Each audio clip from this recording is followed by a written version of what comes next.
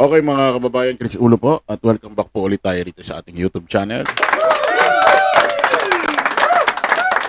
Okay mga kababayan, mga ka-analyze, pag-usapan ho natin itong si Digong na kung saan ilang araw na lamang po ay sasapit na ho ang kanyang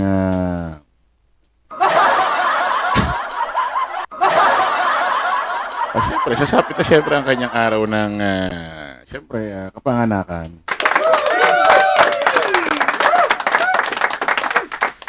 May gusto sana akong isingit, i-adlib, wag na lang. Kasi mga kababayan, ito hong si Digong, yung dati ho nating presidente sa kasamaang palad, ay sasapit na ho ang kaarawan ngayong parating hong 28 ho ng Marso. Sa mga susunod na araw na. At according sa kanilang mga grupo ay mag-80. Mag-8 years old na ito si Digong. Ba, sulit na sulit na. Balita rito, basahin natin.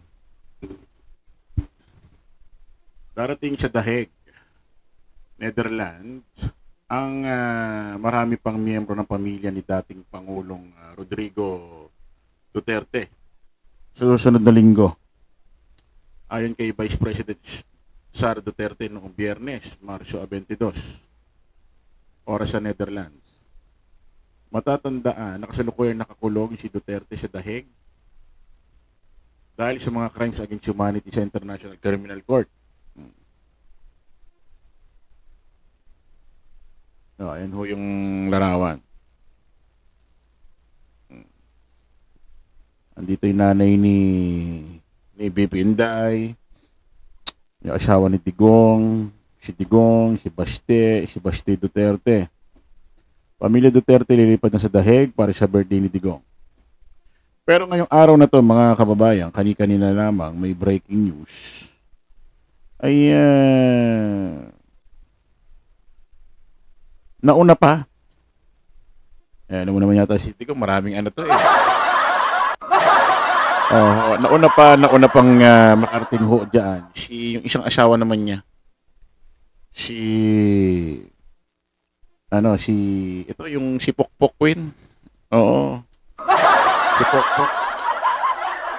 Si Pokpok Queen kasi namukpok ng ng cellphone dun sa ulo noon ng babaeng pulis na laki-laki ng bukol, di ba? Tapos sasabihin si General Torre parawang lasing sa kapangyarihan. Samantalang kayo yata yung lasing sa kapangyarihan. Kasi maglalakas loob ka ba naman mamukpok ng pulis? Di ba? Kung hindi lumalaki ang ulo ninyo dahil dating presidente ang asawa mo. Hanilet, ma'am. Diba? So, ibig sabihin, mataas ang tingin nyo sa sarili ninyo. Especially ikaw, ma'am, dahil nagawa mong mamukpok ng pulis. So, kayo yata ang lasing sa kapangyarihan dahil nagawa nyo manakit. Ito mga kababayan, kanina,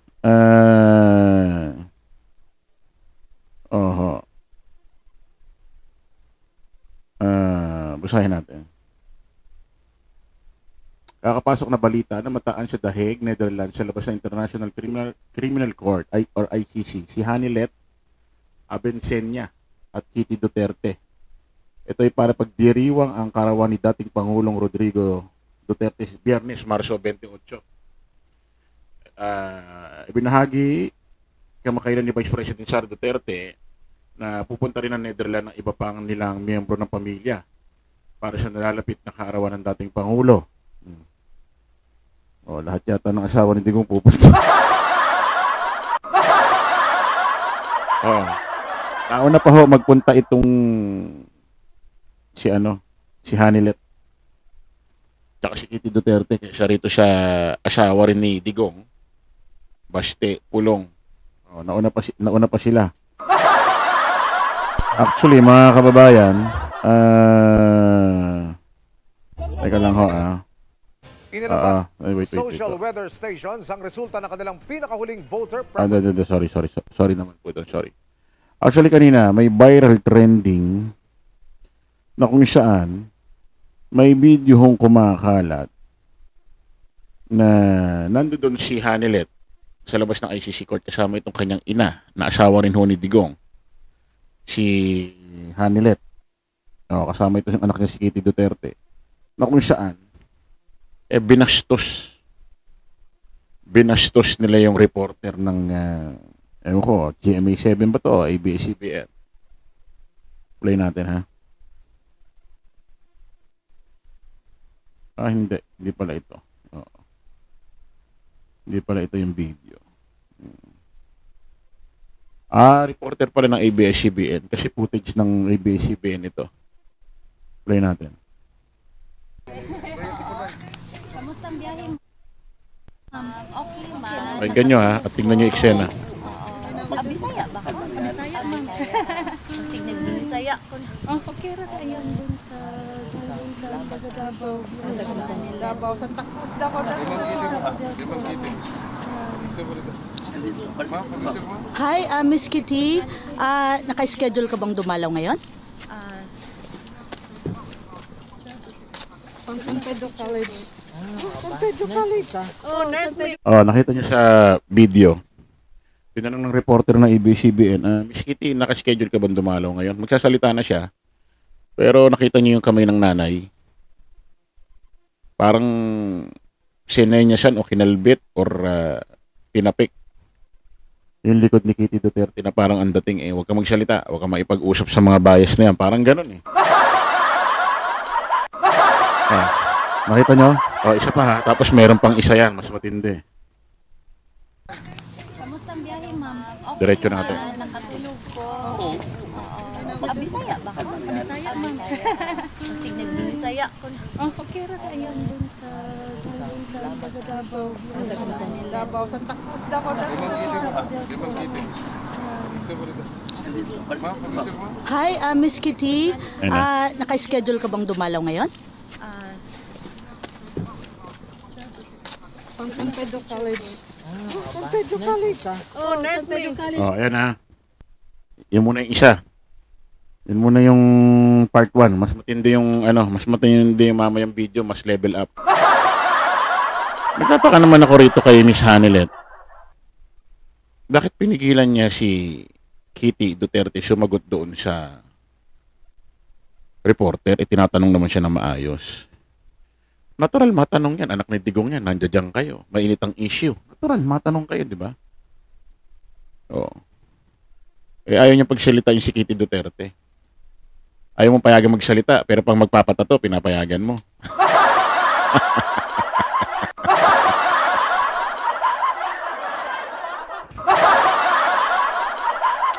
Ano feeling mo, Miss Hanilet?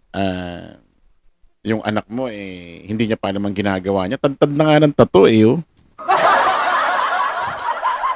Tadtad na nga ng tato. Ha? Tapos magsasalita lang sa reporter ayaw pampayagan. Wow.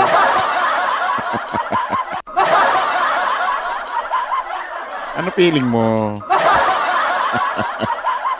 Akala ko pa meron tayong sariling freedom of speech, sariling pamamahayag.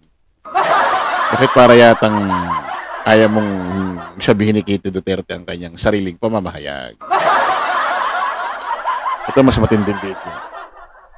Pakinggan nyo ko. Tignan nyo itong video to kung anong gagawin kabastusan itong Hanilet na to. Always, salita yung pinantik mo. Hello. Hi. Oh, appendix. Hello. Hello. Ampo lang yun, may support. Ampo lang yun.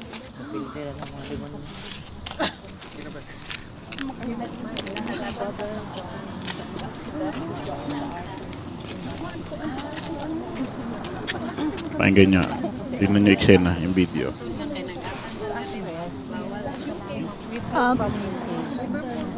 Ayun na, kasalita ni reporter.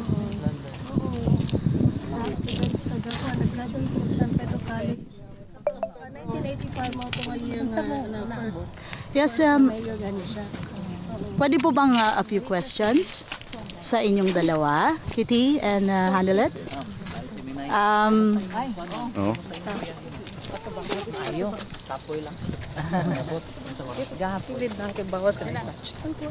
Hinahatak talaga ni Miss Hanelet itong si Kitty Duterte. Tinuturuan po maging bastos yung anak mo. Hinahatak na akala mo minor de edad na akala mo babying baby. Puro tattoo na nga yung anak mo Ewan natin, ba't ganito asyal nitong ano na ito? Itong Hanelet na ito. Parang galit na galit sa mundo. Ha? Oo. Sabagay, itsura pa lang nito ni Miss Hanelet. Mukha ng bastos talaga yung mukha no? Kaya mga kababayan, leave nyo na lang ho yung message dito sa ating inbox. Kung ano makasabi nyo ho sa ginawang pagpapakitang ganitong asal ho ni Miss Hanelet Abansenya ba? Na asawa rin ho ni Digong.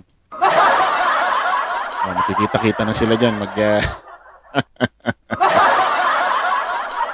Okay, maraming salamat po mga kababayan. Kita-kita tayo sa panibagong live, panibagong vlog.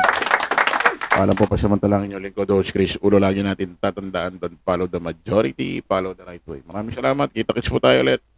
Bye-bye po.